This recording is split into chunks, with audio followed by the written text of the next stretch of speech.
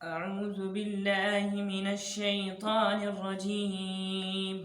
بسم الله الرحمن الرحيم. وقلنا يا آدم اسكن أنت وزوجك الجنة وكلا منها رغدا حيث شئتما ولا تقربا هذه الشجرة فتكونا من الظالمين. فأزلهما الشيطان عنها فأخرجهما مما كانا فيه وقلنا اهبطوا بعضكم لبعض عدو ولكم في الأرض مستقر ومتاع إلى حين. فتلقى آدم من ربه كلمات فتاب عليه إنه هو التواب الرحيم.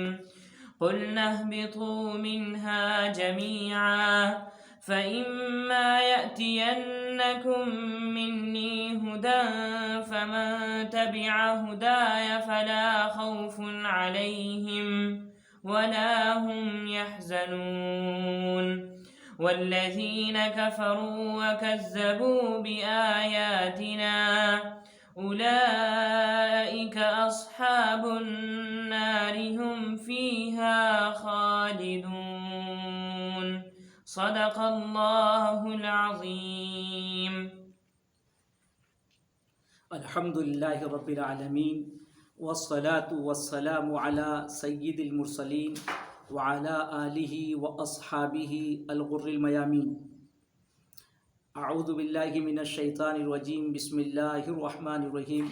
وقلنا یا آدم اسکن انت وزوجک الجنہ وکلا منها رغدا حیث شئتما ولا تقربا هذه الشجرة فتکونا من الظالمین.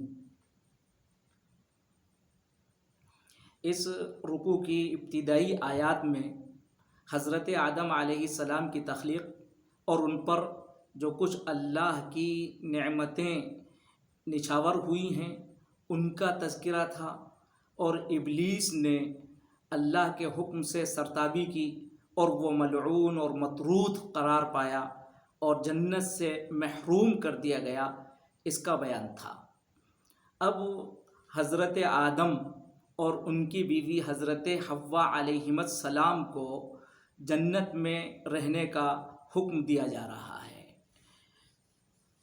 وقلنا یا آدم، اور ہم نے حکم دیا اے آدم، اسکن انت وزوجک الجنہ، تم اور تمہاری بیوی جنت میں رہیں، وکلا منہا رغدا حیث شئتما، اور اس میں جہاں سے چاہیں خوش عیشی سے کھائیں۔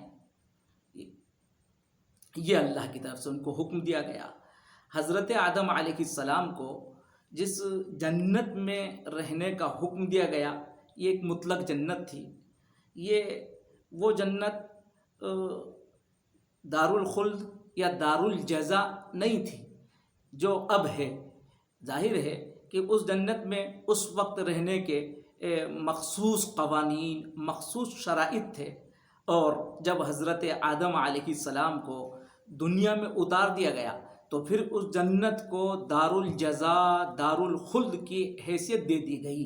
یہ تفصیل اس لیے بیان کی جا رہی ہے کہ حضرت آدم علیہ السلام کے اس جنت سے زمین پر اتارے جانے پر اور شیطان کے وسوسے کے جنت تک پہنچنے پر کوئی اشکال نہ ہو۔ بہرحال حضرت آدم اور حضرت آدم علیہ السلام کی بیوی حضرت حوا کو جنت میں رہنے کا حکم ہوا، اور ان کو یہ بھی کہا گیا وَكُلَ مِنْهَا، کہ وہ کھائیں۔ منہا کی ضمیر جنت کی طرف راجع ہے، اور یہاں سمجھیے کہ مضاف محذوف ہے، یعنی وَكُلَ مِنْ ثِمَارِهَا، جنت کے پھلوں میں خوب کھائیں۔ رغدن یہ صفت ہے، موصوف یہاں پر محذوف ہے، یعنی وَكُلَ مِنْهَا أَكْلًا رَغَدًا۔ رغد کے معنی عربی میں آتے ہیں رغیدہ، یرغد، و رغدن کے معنی آتے ہیں کسی خوب وسعت کے معنی میں آتے ہیں، اتسع کے معنی میں آتا ہے، طابہ اور نعومہ کے معنی میں آتا ہے، بہت عمدگی کے معنی میں آتا ہے۔ گویا کہ جنت میں حضرت آدم اور حضرت حوا علیہ السلام کو جو حکم دیا گیا، یعنی وہ خوب فراخی کے ساتھ کھائیں، فراغت کے ساتھ کھائیں اور خوب مزے کے ساتھ کھائیں۔ یہ تمام باتیں اس لفظ کے اندر پنہا ہیں۔ وَكُلَا مِنْهَا رَغَدًا، اور اس میں خوب خوش عیشی فراخی کے ساتھ کھاؤ، حیث شئتما، جہاں سے تم دونوں چاہو۔ بہرحال اس کے بعد یہ حضرت آدم علیہ السلام اور حضرت حوا کا اکرام ہو رہا تھا، لیکن ان کو یہ بات بھی کہہ دی گئی وَلَا تَقْرَبَا هَذِهِ الشَّجَرَةَ، تم دونوں اس درخت سے قریب نہ ہونا، فَتَكُونَا مِنَ الظَّالِمِينَ، ورنہ تم ظالموں میں سے ہو جاؤ گے، یعنی اپنا ہی نقصان کرنے والوں میں سے ہو جاؤ گے۔ بہرحال حضرت آدم اور حضرت حوا کو روکا گیا۔ اب یہ ہے کہ وہ کس درخت سے روکا گیا تھا، تو ظاہر ہے کہ قرآن مجید میں اس کی کوئی وضاحت نہیں ہے، اور صحیح حدیثوں میں بھی اس کا کوئی تذکرہ نہیں ہے کہ وہ کون سا درخت تھا۔ اور بہرحال لیکن مختلف اقوال ملتے ہیں، ہو سکتا ہے کہ وہ اسرائیلی روایات سے ہوں کہ یہ گندم کا درخت تھا، یا انجیر کا درخت تھا، یا انار کا درخت تھا، یا یہ کہ یہ انگور کا درخت کی بیل تھی۔ بہرحال روکا گیا، لیکن اتنی بات ضرور ہے کہ یہ کوئی متعین درخت تھا، جیسے قرآن مجید نے اس کو معرفہ استعمال کیا ہے، جس سے معلوم ہوا کہ یہ ایک متعین درخت تھا، اور وہ متعین درخت کوئی جانے یا نہ جانے، لیکن حضرت آدم اور حضرت حوا اس کو جانتے تھے۔ بہرحال ان کو یہ تلقین ہوئی کہ اس درخت سے قریب نہ ہونا، اور اگر اس درخت سے قریب ہو جاؤ گے تو پھر تم اپنا نقصان کرنے والے ہوگے، یعنی اللہ کی نعمتیں جو ابھی تم پر ہیں وہ نعمتیں موقوف ہو جائیں گی۔ اور ہوتا یہ ہے کہ حضرت آدم اور حضرت حوا علیہ السلام جنت میں رہ رہے ہیں، اور وہ خوب اللہ کی نعمتوں سے فیض یاب ہو رہے ہیں، لطف لے رہے ہیں، اور شیطان جو مطرود ہوا تھا، ملعون ہوا تھا، اور وہ انہی کی وجہ سے ہوا تھا، اس کو یہ کب برداشت ہوتا؟ حضرت آدم علیہ السلام کی یہ مزے دیکھ کر اس کے دل پر سانپ لوٹا کرتا تھا، اور وہ ہر وقت کوشش میں رہتا تھا کہ کس طرح سے آدم اور حوا کو ورگلایا جائے اور ان کو ان جنت سے نکالا جائے، جیسے کہ مجھے جنت سے نکالا گیا ہے۔ اس مردود نے بس ہیلا اور اپنی سازش شروع کر دی، اور یہی ہوا کہ پھر اس نے حضرت آدم اور حضرت حوا علیہ السلام کے سامنے کچھ وقت کے بعد جا کر کہا، اس درخت کی فضیلت ان کو بیان کی کہ یہ درخت تو بہت قیمتی درخت ہے، یہ درخت تو وہ ہے، اگر آپ نے اس کے پھل کو کھا لیا اور اس سے لطف اٹھا لیا تو پھر تم جنت میں ہمیشہ رہنے کے مستحق ہو جاؤ گے، اور اسی طرح سے تم تو فرشتوں میں تمہارا شمار ہو جائے گا۔ اور اپنی اس بات پر اس نے اپنی دوستی کا، اپنے مخلص ہونے کا اظہار کیا، اور یہی نہیں وہ اس پر اللہ کی قسمیں کھانے لگا۔ اور بیچارے یہ معصوم لوگ جنہوں نے کبھی، جن کے دلوں پر اور جن کی زندگی میں کبھی کوئی گناہ اور معصیت کا صدور نہ ہوا، جنہوں نے کبھی کسی معصیت کو دیکھا نہیں، وہ جنہوں نے جب اللہ کا نام سنا تو وہ پگھل گئے کہ ایک اللہ کا نام، اور ان کو تو یہ خیال بھی نہیں ہو سکتا تھا کہ اللہ کے نام کی کوئی جھوٹی قسم کھا سکتا ہے۔ بہرحال شیطان کے اس بہکاوے میں وہ آ گئے اس کی جھوٹی قسم کو دیکھ کر، اور پھر بلکہ اس نے جو فضیلت بیان کی کہ یہ درخت اگر تم نے کھا لیا تو اس درخت سے تمہیں اللہ کا قرب مل جائے گا، جنت کے اندر رہنا یعنی گویا کہ اللہ کا قرب، تو انہوں نے یہ سمجھا کہ یہ تو بعد کے مقابلے میں قرب اس درخت سے ملنا ہے۔ قرآن مجید نے اس کو ذکر کیا کہ شیطان نے ان کے سامنے آ کر کہا ما نہاکما ربکما عن هذه الشجرة الا ان تکونا ملکین او تکونا من الخالدین، کہ تمہارے رب نے اس درخت سے تمہیں نہیں روکا تھا مگر اس وجہ سے کہ ایسا ہے کہ تم فرشتے بن جاؤ، یا یہ کہ تم اس جنت میں ہمیشہ رہنے والے ہو جاؤ۔ وقاسمہما، اور ان دونوں کے سامنے قسم کھا کر وہ کہنے لگا انی لکما من الناصحین، میں تمہارا خیر خواہ ہوں۔ اتنی قوت سے جب یہ بات کہی تو بہرحال یہ شیطان کی بات میں آ گئے کہ ہو سکتا ہے یہی حقیقت ہو، اور اس نے سب بتلایا کہ یہاں ابتدا میں جو کچھ منع کیا گیا تھا وہ اس لیے کہ ابھی تمہارا معدہ کمزور تھا، اور ابھی اس درخت کے کھانے کی استعداد تمہارے اندر نہیں تھی، اب جنت میں رہتے رہتے یہ استعداد ہو گئی ہے۔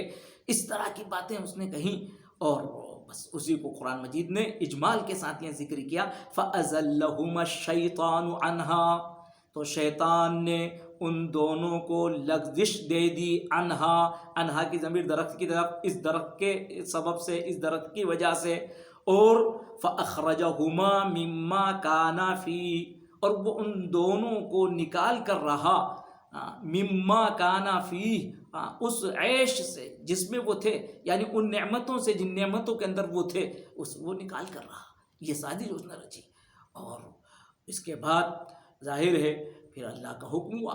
اللہ نے تو پہلے حضرت آدم علیہ السلام کو واقف ہی کرا دیا تھا کہ شیطان تمہارا دشمن ہے، اور ایسا نہ ہو کہ یہ سب چیزیں ہو جائیں اور تم فتکون من الظالمین، اپنا ہی نقصان کرنے والے نہ ہو جاؤ. رات پھر اللہ کا حکم ہوا وَقُلْنَا اهْبِطُوا، اللہ کی ناراضگی کا اظہار ہوا اور ہم نے کہا اہبطوا. اہبط کے معنی آتے ہیں اترنا، اوپر سے نیچے اترنے کے لیے. ہم نے کہا کہ تم سب نیچے اتر جاؤ. بعضکم لبعض عدو، اور تم بعض کے دشمن ہوگے. وَلَكُمْ فِي الْأَرْضِ مُسْتَقَرٌّ وَمَتَاعٌ إِلَىٰ حِينٍ، اور زمین میں ایک مدت تک تمہارا قیام اور اس سے فائدہ اٹھانا ہے. یہ باتیں اللہ نے ان سے کہیں. وَقُلْنَا اهْبِطُوا بَعْضُكُمْ لِبَعْضٍ. بہرحال یہ عتاب ہوا.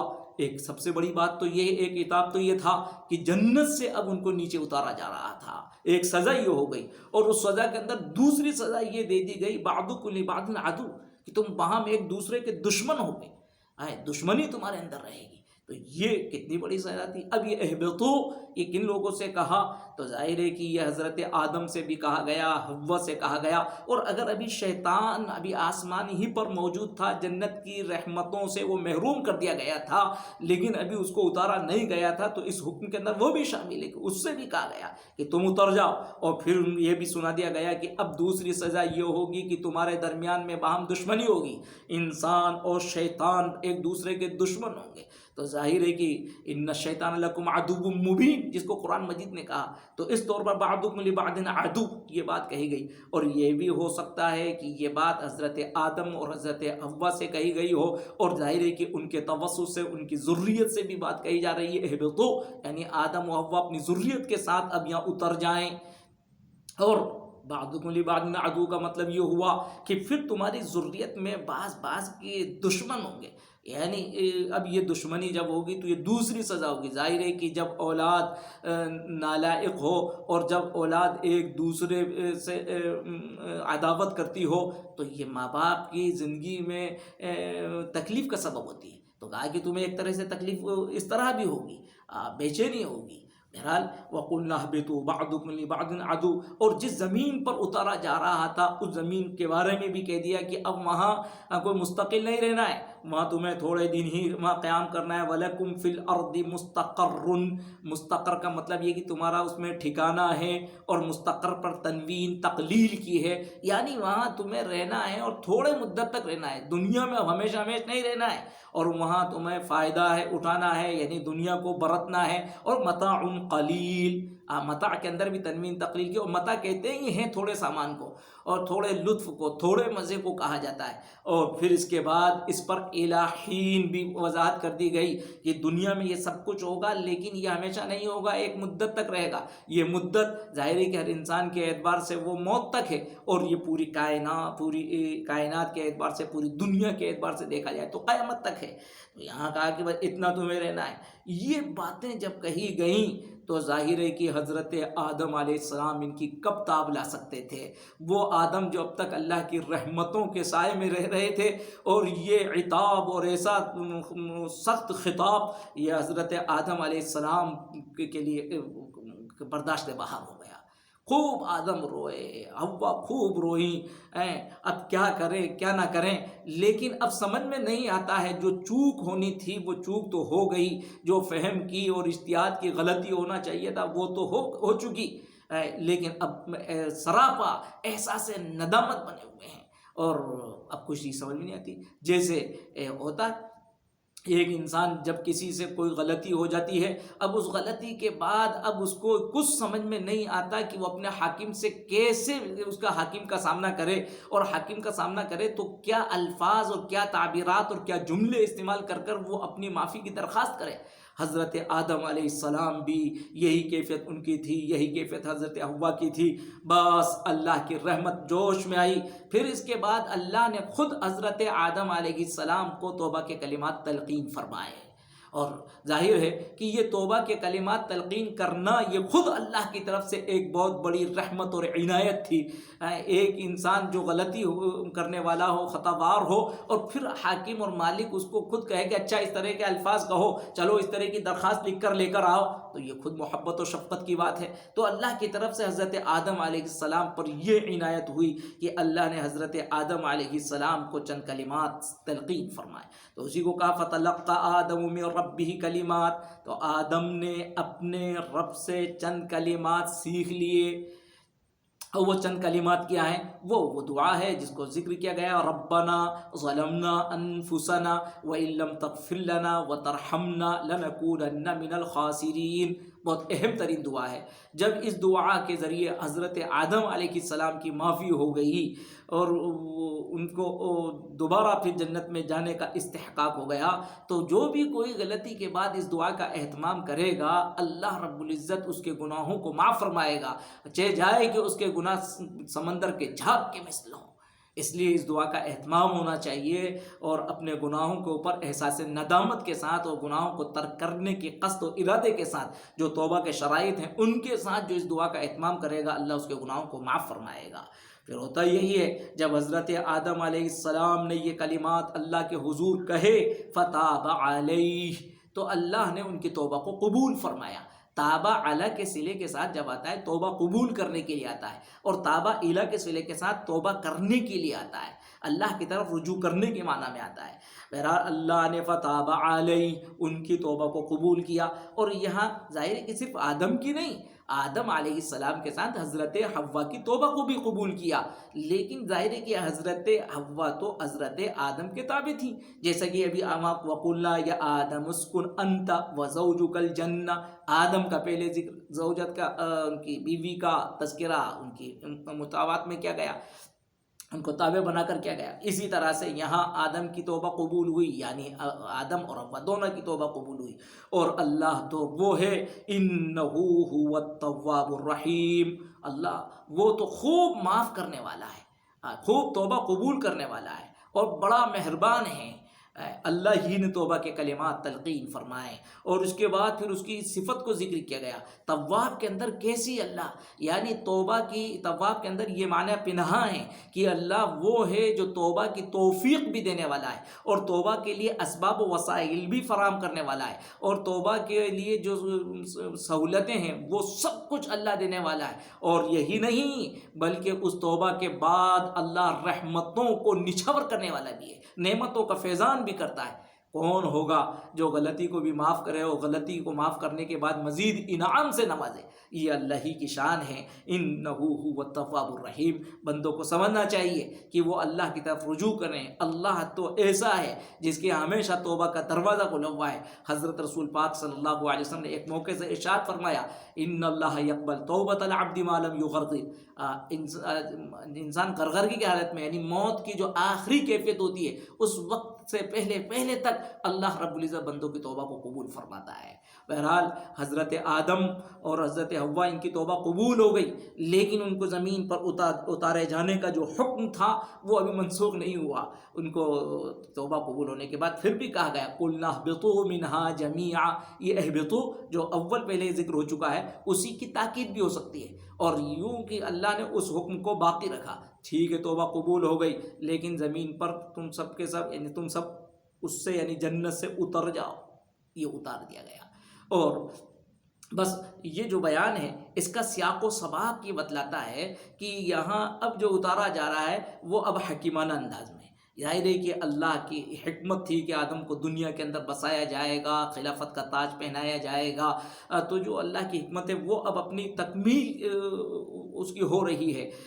اس طور پر جو پہلے والا اہبطو ہے اس کے اندر تو معلوم ہوتا ہے اللہ کا جلال معلوم ہوتا ہے، اللہ کی ناراضگی معلوم ہوتی ہے، اہبطوا بعضکم لبعض عدو، سزا کا اعلان اس میں ہو رہا ہے. اور یہ جو اہبطو ہے اس کے بعد اب اللہ کی حکمت کے بہرحال توبہ تو قبول ہو گئی ہے، لیکن اللہ کی جو حکمت ہے وہ انجام پانا ہے. اس لیے اب تمہیں دنیا کے اندر جانا ہے، اور اب جانے کے بعد دنیا میں کس طرح سے زندگی گزارنا ہے وہ ہدایات بہت جامع ترین انداز میں دے دی گئی. ایک بات بڑی اجمال کے ساتھ کہی گئی، فَإِمَّا يَأْتِيَنَّكُم مِّنِّي هُدًى فَمَن تَبِعَ هُدَايَ فَلَا خَوْفٌ عَلَيْهِمْ وَلَا هُمْ يَحْزَنُونَ. پھر اگر میری طرف سے تمہارے پاس کسی طرح کی بھی ہدایت پہنچے، فمن طبع، تو جو میری ہدایت، فمن طبع ہدایت، تو جو میری ہدایت کی پیروی کرے گا، فلا خوف علیہم ولا هم يحزنون، ان پر کوئی اندیشہ، کوئی خوف نہیں ہوگا اور نہ وہ افسردہ اور رنجیدہ ہوں گے. یعنی یہ بات بتلا دی گئی کہ اب دنیا میں جا رہے ہو، تمہیں میری ہدایت کے مطابق عمل کرنا ہے، اور جو ہدایت کے مطابق عمل کریں گے وہ ہی کامیاب ہوں گے، اور جو ہدایت کے مطابق عمل نہیں کریں گے وہ ناکام و نامراد ہوں گے. اگر تمہارے پاس میری طرف سے کوئی ہدن کو مطلق کہا گیا ہے، نکرہ استعمال کیا گیا ہے، کہ کسی بھی طرح کی ہدایت آئے، رسولوں کے ذریعے سے ہدایت آئے، آسمانی کتابوں کے ذریعے سے ہدایت آئے، صحیفوں کے ذریعے سے ہدایت آئے، جس طرح سے بھی تمہارے پاس میری ہدایت آئے، تو اب جو میری ہدایت کی پیروی کرے گا، میری ہدایت کے مطابق اس دنیا میں زندگی بسر کرے گا، فلا خوف علیہم، ان پر کوئی خوف نہیں ہوگا، کوئی خوف اور اندیشہ نہیں ہوگا. خوف کا تعلق یہ مستقبل سے ہوتا ہے، اور حزن و ملال کا تعلق ماضی سے ہوتا ہے. یعنی مستقبل کا ان پر کوئی اندیشہ نہیں ہوگا، اللہ کی طرف سے ان کی کوئی گرفت نہیں ہوگی، اللہ کی طرف سے ان کا مواخذہ نہیں ہوگا، اللہ کی طرف سے ان پر کسی عذاب کا نزول نہیں ہوگا. فلا خوف علیہم ولا هم يحزنون، اور وہ افسردہ بھی نہیں ہوں گے. یعنی اپنی دنیا کی زندگی پر ان کو کوئی اب ملال نہیں ہوگا کہ ہم زندگی کیسی بسر کر آئے، زندگی کو گنوا کر آئے، یہ کچھ احساس نہیں ہوگا، کیونکہ انہوں نے کامیاب زندگی گزاری ہے، اللہ کی ہدایت کے مطابق انہوں نے زندگی گزاری ہے. یہ ہدایات دی گئی حضرت آدم علیہ السلام کو کہ دیکھو زندگی تمہیں اس طرح سے گزارنا ہے، اور اسی کے ساتھ یہ بھی بتلا دیا گیا جو اس ہدایات سے کنارہ کشی اختیار کر یا اس کا انکار کر زندگی گزاریں گے ان پر خدا کا عذاب ہوگا. والذین کفروا، اور جو لوگ کفر کریں گے، انکار کریں گے، وکذبوا بآیاتنا، اور ہماری آیات کو جھٹلائیں گے، اولئک اصحاب النار، وہی دوزخی ہوں گے، ہم فیہا خالدون، اور اس میں ہمیشہ ہمیشہ رہیں گے. یہ والذین کفروا وکذبوا بآیاتنا صیغہ ماضی کے ہیں، ہم نے ترجمہ مستقبل کا کیا ہے، اس لیے کہ ظاہر ہے کہ حضرت آدم کو ابھی اتارا جا رہا ہے، اور ابھی جو ہدایت دی جا رہی ہے آئندہ کے لیے دی جا رہی ہے، لیکن ماضی سے اس لیے تعبیر کیا کہ جنہوں نے ایسا کیا ان کے ساتھ یہ نتیجہ حتمی اور یقینی ہوگا. والذین کفروا وکذبوا بآیاتنا اولئک اصحاب النار هم فیہا خالدون. اور قرآن مجید کے اس اسلوب پر قربان جائیے، جہاں ہدایت کا تذکرہ ہے وہاں یوں کہا گیا فمن تبع ہدایا، ہدایت کی نسبت اللہ کی طرف کی گئی ہے، اور صیغہ متکلم کا مفرد استعمال کیا گیا ہے. اور والذین کفروا وکذبوا بآیاتنا میں بآیاتنا صیغہ متکلم کا جمع کا استعمال کیا گیا ہے، جس سے معلوم ہوا کہ اہل لطائف نے ایک نقطہ بیان کیا کہ یہاں اپنی طرف مفرد و متکلم مفرد کا صیغہ استعمال کر اللہ نے اپنی رحمت کا، شفقت کا، اپنی قربت کا اظہار کیا، میری ہدایت. اور جہاں کذبوا بآیاتنا جمع کا صیغہ استعمال کیا، اس میں اللہ کی طرف سے جلال اور اقتدار کا اظہار ہے، اس کی حاکمیت کا اظہار ہے کہ جو اب اس کی خلاف ورزی کرے گا اس کا انجام یہ ہوگا. بہرحال قرآن مجید کی یہ آیات ہمارے لیے بڑی رہنمائی کرتی ہیں. حضرت آدم علیہ السلام کی تخلیق کا یہ واقعہ اس لیے سنایا گیا تاکہ ہمیں معلوم ہو کہ اللہ نے ہمارے ساتھ کیسا انعام کیا، اللہ نے ہمیں اشرف بنایا ہے. اب ہمیں اس اشرفیت کو باقی رکھنا ہے. جو اللہ کے دین کے مطابق زندگی گزاریں گے وہ اشرف رہیں گے، جنت سے آئے ہیں اور جنت میں ہی جائیں گے. اور جو اس منہج اور طریقے کو چھوڑ کر اپنی من مانی زندگی اس دنیا کے اندر گزاریں گے وہ جنت سے ایسے ہی نکال دیے جائیں گے جیسے کہ شیطان ملعون مطرود نکالا گیا ہے. اللہ ہم سب کی حفاظت فرمائے، اس دنیا میں اللہ کے حکم کے مطابق زندگی گزارنے کی توفیق دے، اور شیطان ابلیس کے طریقے اور اس کے وساوس اور اس کی چالوں اور تدبیروں مکر و فریب سے ہم سب کی حفاظت فرمائے. آمین یا رب العالمین.